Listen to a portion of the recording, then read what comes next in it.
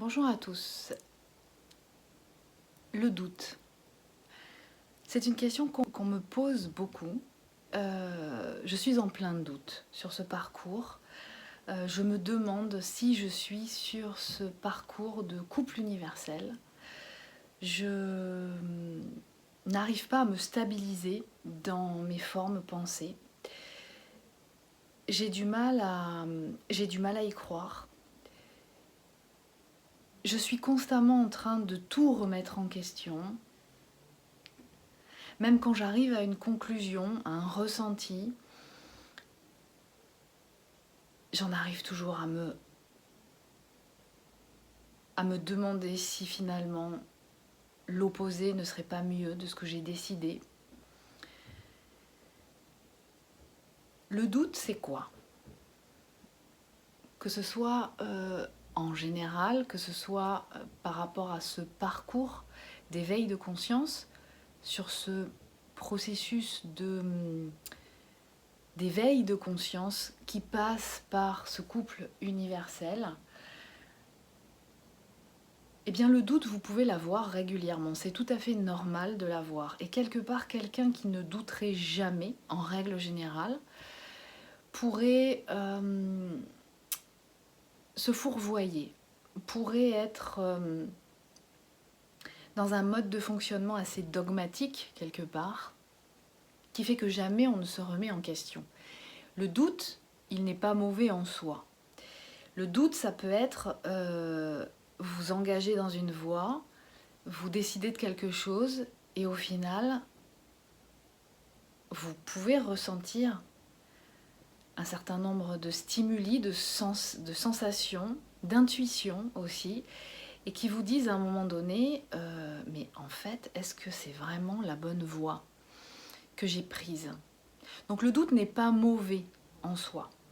Ça vous permet effectivement de pouvoir réévaluer au fur et à mesure, en fonction de votre évolution, si le chemin sur lequel vous avez choisi de vous engager est bien le bon, ou bien s'il s'agit finalement du chemin qui vous correspond, ce qui correspond à votre agenda d'âme. Nous sommes dans un monde en perpétuel mouvement avec des informations et des influences énergétiques qui changent régulièrement. Donc il est naturel de ressentir régulièrement ce doute s'immiscer en nous. Cependant, lorsque le doute devient problématique, c'est lorsque vous êtes constamment dans des phases de doute, quel que soit ce que vous faites, quel que soit ce que vous ressentez. Lorsque, même quand vous ressentez dans l'espace de votre cœur que c'est la personne ou c'est le chemin qui vous correspond, vous pouvez vous engager sur ce chemin avec cette personne et pour autant ressentir régulièrement dans tout ce que vous faites le doute. Le doute, c'est quoi? Il faut savoir que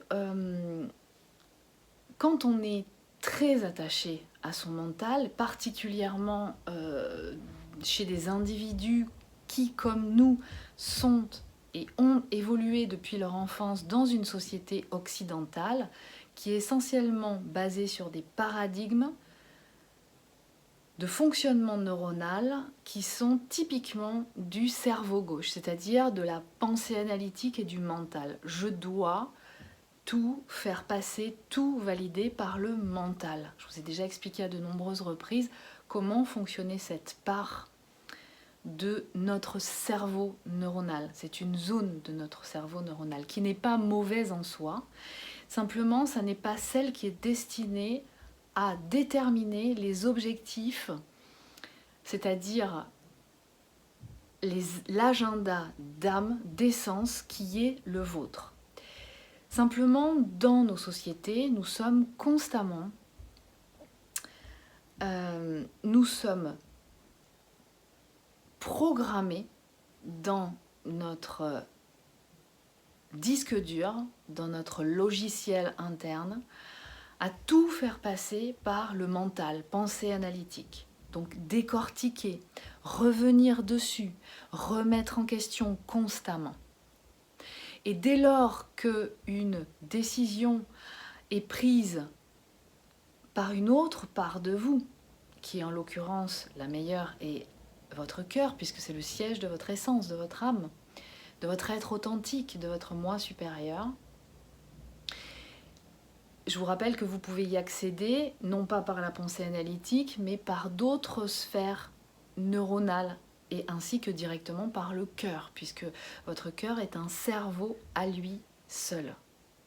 Eh bien, le mental pensée analytique n'aura pas, n'ayant pas validé cette information, va trouver à redire, parce que le mental et la pensée analytique sont complètement empreints de ces programmes déjà enregistrés dans votre disque dur, dans votre logiciel. Et donc, si vous laissez faire, si vous vous laissez dominer par votre mental et pensée analytique, qui pour moi est la même chose, eh bien vous allez être constamment dans le doute. Vous allez être constamment dominé par des questionnements. Mais est-ce que c'est vrai? Est-ce que je ne me suis pas fait des histoires? Est-ce que ce n'est pas mon imagination? Est-ce que finalement je ne me suis pas laissé influencer par un tel, par une telle, par ce que j'ai vu dernièrement dans des vidéos ou de ce que j'ai entendu ou de ce que j'ai lu dans mes lectures? Et lorsque vous êtes très attaché à votre mental pensée analytique, lorsque vous ne vous en êtes pas affranchi, lorsque vous vous laissez dominer par votre mental pensée analytique, vous êtes et vous serez constamment dans le doute. Et c'est là que le doute devient improductif. Parce que quelle que soit la décision que vous allez prendre, ce mental pensée analytique va constamment défaire et détricoter. Et vous n'avancerez pas. Et vous ne pourrez pas construire dans la matière, dans la 3D. Ce mental pensée analytique va bloquer votre processus d'évolution. Et c'est à ce moment-là qu'il est important, qu'il est intéressant d'être en observateur et de bien connaître les fonctions de votre espace spirituel, les fonctions de votre cerveau neuronal. Comment ça fonctionne? Quelles sont les différentes parties de mon cerveau? Qui fait quoi? Comment et à quel moment telle partie intervient? Comment moi, parce que nous avons la main sur chacun des espaces qui nous sont propres, chacun de nos espaces. Et c'est là où justement il est important de pouvoir, quand je dis s'affranchir du mental, ça veut dire ne plus se laisser dominer par le mental et la pensée analytique, mais le mettre au service de votre âme, de votre essence, et d'accompagner ce mouvement, de façon à ce que il vous serve, de façon à ce que voilà, qu'il soit à votre service. Et je vous rappelle que le mental et la pensée analytique est un outil pour mettre en place les stratégies pour pouvoir atteindre, qui vont vous permettre d'atteindre votre objectif, votre agenda d'âme, de pouvoir concrétiser, de co-créer dans la matière votre agenda d'âme. C'est un outil de 3D, la pensée analytique et le mental.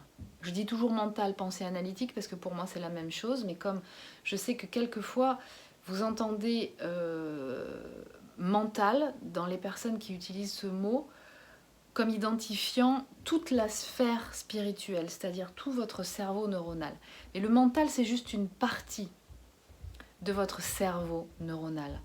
Donc il vous appartient de maîtriser ce mental et cette pensée analytique, de ne pas vous laisser envahir. Alors comment on fait pour ne pas se laisser envahir? Eh bien c'est simple, déjà pratiquer la méditation, mais la méditation alignée, c'est-à-dire que, et je vous invite à aller dans l'espace membre de mon site internet où vous avez des méditations guidées de base, très simples et très courtes, qui vont vous donner les fondamentaux pour pouvoir être correctement aligné, c'est-à-dire bien ancré, ouverture du coronal et ouverture du cœur, de façon à ce que vous soyez vraiment connecté à l'espace de votre corps et donc l'assurance d'être en lien avec votre essence. Ça, c'est fondamental. Comme ça, vous avez accès à d'autres parts de vous que vous allez explorer. Plus vous allez les explorer, donc les expérimenter, plus il vous sera facile d'y accéder n'importe quel moment de la journée et de pouvoir justement être dans cette zone alpha très régulièrement, de façon à recevoir les intuitions, c'est-à-dire votre propre canalisation. Cette technique d'alignement, elle va vous permettre d'être complètement connecté à votre propre guidance, celle qui vous correspond, sans qu'il y ait une tierce personne et d'autres personnes qui influencent. En même temps que bien ancré, ça veut dire que vous pourrez faire descendre cette spiritualité dans la matière. C'est la condition sine qua non par les temps qui courent. Votre cœur est votre GPS. C'est lui qu'il est important d'écouter. Ça, c'est aussi une deuxième façon de pouvoir s'affranchir du mental.